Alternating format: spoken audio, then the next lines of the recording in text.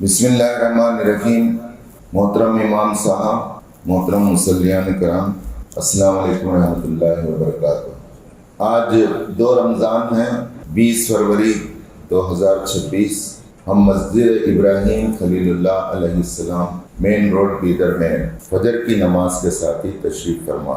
मैं आप सबका इस्तकबाल करता हूँ। चूँकि कुरान रमज़ान में नाजिल हुआ और रमज़ान माह कुरान है, इसलिए कुरान का मुख्तसर तारुफ आपके सामने रखूँगा। ज़ाहिर है हम सब के लिए कुरान मजीद जो अल्लाह का कलाम है, जो नबी करीम सल्लल्लाहु अलैहि वसल्लम पर नाजिल हुआ, ये कोई तारुफ की मोहताज किताब नहीं है, हमको इसका तारुफ है। लेकिन मैं थोड़ा सा अंदर जाकर ये बताने की कोशिश करूँगा कि हमें जिन चीज़ों का तारुफ आना चाहिए वो तारुफ, वो नॉलेज कुरान के मुतल्लिक़, अभी वो गोशा और वो मैदान खाली है। तो उस मैदान में जाएंगे हम जहाँ से कुरान के मुतल्लिक़ नए नए नुक्ते और नई नई मालूमात हमें मुयस्सर आएंगी। कलाम पाक के मुतल्लिक़ अल्लाह ताला सूरह बक़रा में कहते हैं, शहरु रमज़ान अल्लज़ी उन्ज़िला फ़ीहिल क़ुरआन हुदन लिन्नास व बय्यिनातिन मिनल हुदा वल फ़ुरक़ान। रमज़ान वो महीना है जिसमें हमने कुरान नाज़िल किया और ये हिदायत है, हुदन लिन्नास, ये हिदायत है तमाम इंसानों के लिए। यहाँ थोड़ा हमारी जो पुरानी समझ है उसे काटा जा रहा है और बताया जा रहा है कि ये सिर्फ मुसलमानों की किताब नहीं है। बताया जा रहा है हुदल लिन्नास, ये तमाम इंसानों के लिए, मुसलमानों के लिए नहीं, लिन्नास, दुनिया के तमाम इंसानों के लिए हिदायत है। इसका दूसरा मतलब यह है कि अगर कोई हिदायत हासिल करना चाहे तो ये हिदायत का सरचश्मा है, इसके बगैर किसी को हिदायत नहीं मिलेगी। वो बय्यिनातिन मिनल हुदा वल फ़ुरक़ान, और ये अल्लाह की निशानियों में से है। वो बय्यिनातिन मिनल हुदा, हिदायत तक पहुँचने के लिए ये रोशन है, अल्लाह की निशानियों में से एक है। वल फ़ुरक़ान, हक़ व बातिल, भले और बुरे की तमीज़ करने वाला, और किसी भी तनाज़े में ये फैसल और चीफ जस्टिस है।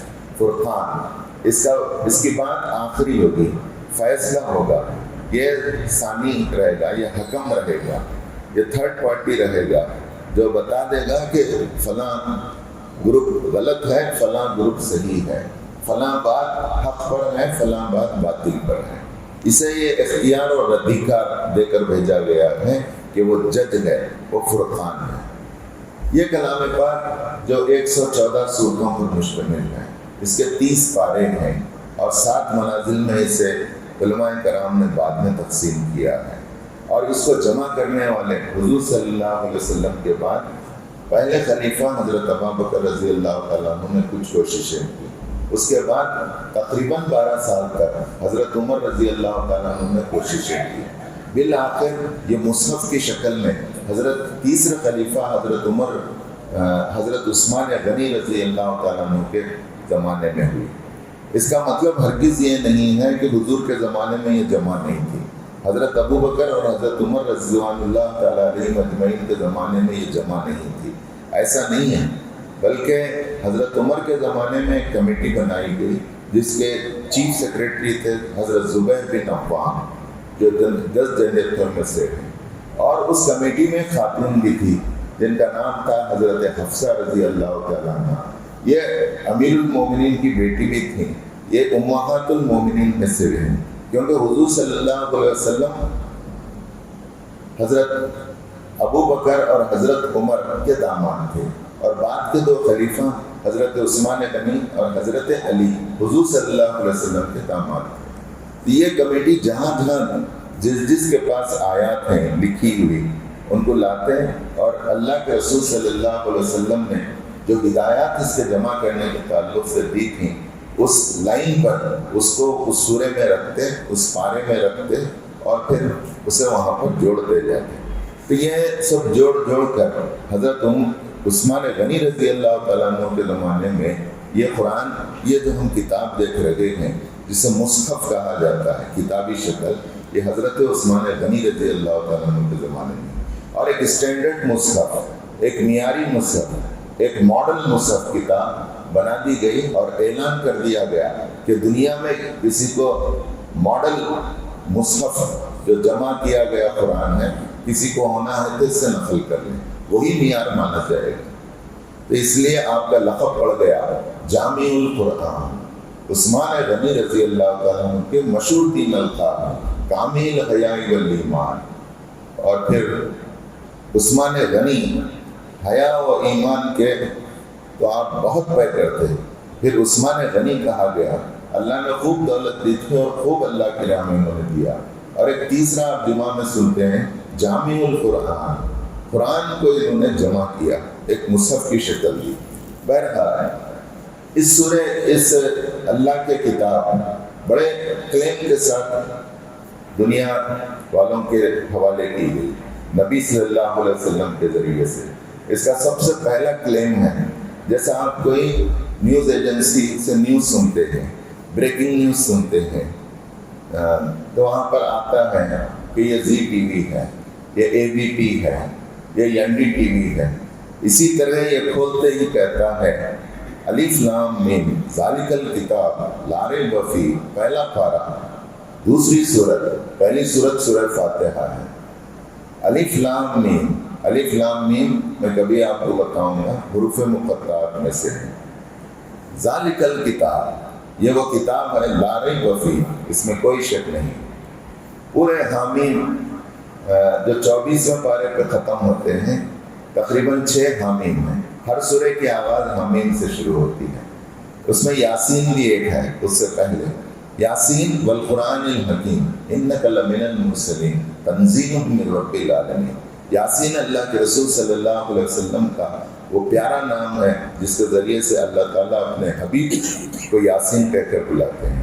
یاسین والقرآن الحکیم، یاسین اس قرآن حکیم کی قسم میں کھاتا ہوں، انک لمن المرسلین، میں قسم کھا کر کہتا ہوں کہ آپ مرسلین میں سے ہیں، آپ رسولوں میں سے ہیں، علی صراط مستقیم، آپ جس راستے پر چل رہے ہیں وہ اللہ کا بتایا ہوا صراط مستقیم ہے۔ تنزیل من رب العالمین، یہ نازل کیا گیا ہے رب العالمین کی طرف سے، کوئی اور دوسرا نہیں ہے۔ یہاں تک کہ اے اللہ کے رسول صلی اللہ علیہ وسلم، آپ کے بھی ورڈز اس میں نہیں۔ یہی تو وہ اعتراضات میں سے ایک اعتراض یہ تھا جو ابو لہب کرتا تھا کہ یہ شاعری لکھ کر لا رہے ہیں، نعوذ باللہ۔ ایک استاد ہے کہانت جو انہیں سکھاتا ہے، اور رات میں اور صبح لا رہے ہیں۔ ایک نے کہا کہ رات میں بیٹھ کر ان کا شیطان ان کو اسٹوریاں بتاتا ہے اور صبح وہ اسٹوریاں سنا رہے ہیں۔ کہاں گیا وما ہوا بقول کاہن وما ہوا بقول شاعر قلیلا ما تؤمنون، کئی جگہوں پر کہا گیا یہ شاعری نہیں ہے، یہ کہانت نہیں ہے، قلیلا ما تؤمنون، تم کم ہی ایمان لاتے ہو۔ تو بہرحال اس میں یہ بات کنکلوڈ کی گئی کہ خالق قرآن اللہ تعالیٰ ہے اور صاحب قرآن حضرت محمد صلی اللہ علیہ وسلم ہیں۔ یہ ایسے صاحب ہیں جن پر قرآن نازل کی گئی ہے، انہیں پڑھنا لکھنا ہم نے نہیں سکھایا۔ بڑی حکمتوں، بڑی مصلحتوں اس کے پیچھے ہیں، اور رسول اللہ صلی اللہ علیہ وسلم کی سب سے بڑی ڈگری جو دنیا میں کوئی نہیں رکھتا وہ ہے لکھنا پڑھنا نہیں آتا تھا۔ اس کے باوجود ایسی کتاب ان کے اوپر نازل ہوئی جو علم کا سر چشمہ ہے، جس کے اندر کی باتیں حکمتوں سے بھری ہے، جو قول فیصل ہے، قیامت تک کے لیے کوئی اس کا انکار کرنے کی کسی کے پاس شمتا اور طاقت نہیں ہے۔ سورہ بقرہ آیت نمبر 23 اور 22 اور 23 میں کہا گیا کہ اگر تمہیں شک ہے اگر تمہیں شک ہے اس بات کا کہ ہم اپنے بندے کے اوپر قرآن نازل کر رکھے اور تم سمجھتے ہو کہ یہ انسانی کلام ہے، فاتو بسورۃ من مثلہ، تم ایک اس جیسی چھوٹی صورت تو بنا لاؤ۔ فَإِن لَمْ تَفْعَلُوا وَلَن تَفْعَلُوا، آیت 23 کہتی ہے تم یہ نہیں کر سکتے، اور آئندہ مستقبل میں تم الٹے لٹک جاؤ، تم نہیں کر سکتے۔ وَادْعُوا شُهَدَاءَكُمْ، اپنے پورے حواریوں کو بلا لیو اور جمع کر لیو، دنیا کے پورے عالموں کو، دنیا کے پورے شاعروں کو، دنیا کے پورے پی ایچ ڈی کرے والوں کو بلا لیو، تم کامیاب نہیں ہو سکتے۔ یہ کلام پاک میں 8 سے زائد مقامات پر چیلنج دیا گیا. یہ چیلنج 1500 سال پہلے تھا، یہ چیلنج آج ہے، یہ چیلنج قیامت تک رہے گا. قرآن ایک انسانی کلام ہے. اس زمین کے اوپر، اس آسمان کے نیچے خدا کی واحد کتاب ہے جس کے اندر اگر انسان چاہے بھی تو نہ ایک ڈاٹ ایڈ کر سکتا ہے، نہ ایک نقطے کو وہاں سے نکال سکتا ہے. یہاں میں یہ بتاتے چلوں، یہ خدا کی بہت بڑی نعمت ہے. اس سے بڑھ کر نعمت اور کچھ نہیں ہو سکتی. اسی لیے کہا گیا آیت نمبر سورہ بقرہ آیت نمبر 183 میں کہا گیا کتب علیکم الصیام کما کتب علی الذین من قبلکم لعلکم تتقون. آغاز ہوتا ہے یا ایھا الذین آمنو، اے مسلمانوں، اے وہ لوگوں جو اللہ اور اس کے رسول پر ایمان لانے کا دعویٰ کرتے ہو. کتب علیکم الصیام، تم پر روزے رمضان کے فرض کر دیے گئے. کما کتب علی الذین من قبلکم لعلکم تتقون، اسی طرح فرض کیے گئے جس طرح تم سے پہلے کے لوگوں پر فرض کیے گئے. یہ بتانا مقصود ہے کہ تم ڈرو نہیں، تم گھبراؤ نہیں. یہ تجربہ تربیت کا، تزکیے کا ہم نے پچھلی امتوں پر بھی روزے فرض کر کے کیے ہیں اور تم پر بھی کر رہے ہیں تاکہ تم لعلکم تتقون، تمہارے اندر تقوی کی روش آئے. پھر تھوڑا سا اوپر چلے جائیے، آیت نمبر 185 میں بیان کرتا ہوں. وہاں کہا گیا شہر رمضان الذی انزل فیہ القرآن ھدی للناس وبینات من الھدی والفرقان. پھر اس کے بعد کہا گیا فمن شہد منکم الشہر فلیصم، جو کوئی اس ماہ کو پالے جس میں رمضان نازل کیا گیا تو اسے چاہیے کہ روزے کا اور ایکسٹرا نمازوں کا شکرانہ اللہ کے دربار میں پیش کرے. آیت نمبر 185 کا اختتام طویل آیت ہے، سفر کی ہے، بیمار کو کیا کریں، مدت کیسی پوری کریں، وہ سب تفصیل کو چھوڑتے ہوئے یہاں لاسٹ میں کہا جا رہا ہے وَلِتُكَبِّرُوا اللَّهَ. یہ سب کیوں کیا جا رہا ہے، روزے کیوں رکھائے جا رہے ہیں؟ وَلِتُكَبِّرُوا اللَّهَ، تاکہ تم اللہ کی بڑائی کا اعلان کرو. وَلِتُكْمِلُوا الْعِدَّةَ وَلِتُكَبِّرُوا اللَّهَ عَلَىٰ مَا هَدَاكُمْ. تم اللہ کی بڑائی بیان کرو، اپنی بڑائی نہیں، اپنے ایریے اور اپنے علاقے کی بڑائی نہیں، اپنی زبان اور اپنی تہذیب کی بڑائی نہیں، اپنے حسب و نسب کی بڑائی نہیں. وَلِتُكَبِّرُوا اللَّهَ، ان سب کے مقابلے میں اس خدا کی بڑائی بیان کرو جس کے ذریعے سے تمہیں ہدایت ملی ہے. وَلِتُكَبِّرُوا اللَّهَ عَلَىٰ مَا هَدَاكُمْ وَلَعَلَّكُمْ تَشْكُرُونَ. اور یہ پورے چیزوں کو تم بوجھ ایک اللہ کی طرف سے زبردستی کی ڈیوٹی مت سمجھو، اس کو خوشی خوشی تم نماز روزے کو ادا کرو اور قیام لیل کرو، قرآن پڑھو. لعلکم تشکرون، شکرانہ جیسے کیسا، جس طرح ایک خادم اپنے مالک کے دربار میں پورے شکر کے ساتھ، پورے اپنے وجود کے ساتھ جھک جاتا ہے اور اس کو سعادت سمجھتا ہے. یہی معاملہ ہم تمام کا ہے کہ ہم اللہ تعالیٰ نے یہ ہدایت دی، ہم بڑے شکر کے جذبے کے ساتھ شاداں و فرحاں روزے رکھیں اور تراویح یہ بجا لائیں. قرآن مجید اپنے نام مختلف دیتا ہے. وہ کہتا ہے ھدی للناس، وہ کہتا ہے حق، وہ کہتا ہے نور، وہ کہتا ہے شفاء، وہ کہتا ہے فیصل اور فرقان. یہ اور اس طرح کے 20 نام کلام پاک میں دیے گئے ہیں. میں اپنی بات کو اب اختتام پر لاتے ہوئے آپ سے کہنا چاہتا ہوں کہ نماز پڑھتے ہوئے، روزہ رکھتے ہوئے ہم قرآن سے کنیکٹ ہو جائیں. ایک تو کنیکشن یہ ہے کہ ہم تراویح کے ذریعے سے تھوڑا تھوڑا روزانہ سن کر قرآن مکمل کرتے ہیں. مجھے ایک صاحب نے توجہ دلائی کہ لوگ 3 دن کا شبینہ کرتے ہیں، کوئی 5 دن کا کرتے ہیں، کوئی 10 دن کا کرتے ہیں اور اس خیال سے کرتے ہیں کہ یہ کر لیں اس کے بعد کرنا نہیں. یہ صحیح نہیں. آپ کر رہے ہیں شبینہ 3 دن کا، بالکل قیام لیل کیجیے. آپ کے اندر طاقت ہے 5 دن، 6 دن، 10 دن کا بھی کیجیے. بچے ہوا 4تھا دن، بچے ہوا 6واں دن، بچے ہوا 11واں دن، کیا صرف کاروبار کے لیے؟ یہ ذہن کے ساتھ کر رہے ہیں اور دوسرے دنوں میں آپ اپنے آپ کو یہ دھوکہ دے رکھے ہیں.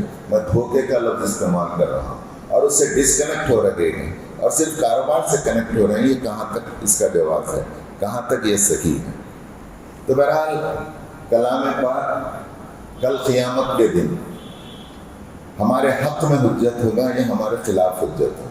میدان حشر برپا ہوگا اور دو جھگڑالو ایسے ہیں جن کے جھگڑے کو مقدمے کو اللہ تعالیٰ سنیں گے. حدیث میں آتا ہے ایک جھگڑالو اس میں سے جھگڑا کرنے والا یعنی جرا کرنے والا اللہ کے سامنے وہ قرآن مجید، اور وہ کہے گا جب اس کی نیکیاں کم ہوں گی تو وہ کہے گا نہیں اللہ میں سفارش کرتا ہوں اسے مجھے یہ پڑھتا تھا، میری تلاوت کرتا تھا، مجھے سمجھنے کے لیے گھنٹوں صرف کرتا تھا، مجھے سنتا تھا، قیام میں بھی سنتا تھا، سجود میں بھی سنتا تھا، اور اپنی پوری زندگی میں اس نے مجھے جی پی ایس بنا لیا تھا. یہ اس کی زندگی کا رہنما تھا. وہ راستہ بتاتا تھا، میں راستہ بتاتا تھا، اور اس پر وہ چلتا تھا. لہذا میری جرا یہ ہے کہ آپ اسے معاف کر دیں اور اس کی مغفرت فرمائیں. حدیث میں آتا ہے اللہ تعالیٰ اس کی مغفرت کرتے ہیں. پھر اسی طرح یہی قرآن حجت علیک تمہارے خلاف حجت بن کے کھڑا ہوگا، اور جب اس کی دوسری نیکیاں شمار کی جائیں گی اور جنت کا پروانہ اسے مل جائے گا، وہ آڑے آ جائے گا، روکے گا اور کہے گا کہ پوری زندگی گزر گئی، اس نے میری نہ تلاوت کی، نہ مجھے سمجھنے کی کوشش کیا، نہ میرے مضامین پر غور و فکر کیا، نہ علم حاصل کرا قرآن کا، نہ اس نے اس پر عمل کیا. اس کا جی پی ایس دوسرے تھے، اس کا رہنما کوئی اور تھا. میں مجھے جی پی ایس نہیں بنا ہے، مجھے تو یہ اوپر اٹھا کے الماری میں رکھا. میں تیرے عدالت میں یہ جرا کرتا ہوں کہ اللہ میں اسے پکڑ لیتا ہوں، تو بھی اسے پکڑ لے، اور میں اس کے خلاف مقدمہ دائر کرتا ہوں. اللہ کہے گا کہ دونوں کے مقدمے کو اللہ سنے گا اور قرآن اپنا مقدمہ جیتے گا.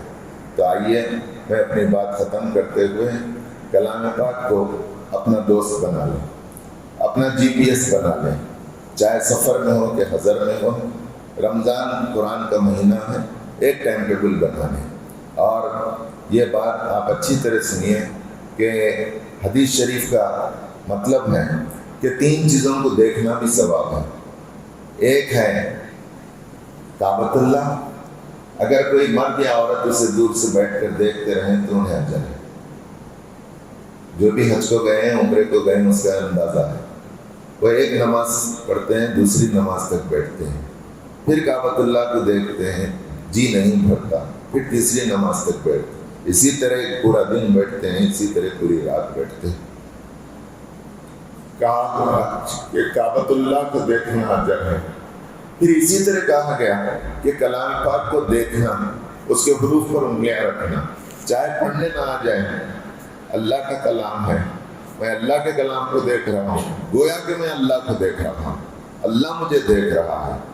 اس تصور کے ساتھ خدا کے کلام کو ہاتھ میں لے لیں اور اس کو دیکھتے چلے جائے، وہ بھی ثواب ہے. ایک اور تیسری چیز حدیث میں بتائی گئی، ماں باپ کا اپنی اولاد کو دیکھنا اجر ہے، اور اولاد کو اپنے ماں باپ کا دیکھنا اجر ہے. عین صدقہ ہے. آئیے اللہ سے دعا ہے کہ اللہ تعالیٰ اس رمضان میں ہمیں قرآن سے گہری دوستی کرا دیں. اس رمضان میں اللہ تعالیٰ ہمیں قرآن کے موٹے موٹے مضامین ہماری نظروں میں، ہمارے علم میں آ جائے. اللہ تعالیٰ اس رمضان کے ذریعے سے ہماری اور قرآن کی اتنی خربت ہو کہ یہ ہمارا جی پی ایس بن جائے. وآخر دعوانا ان الحمد للہ.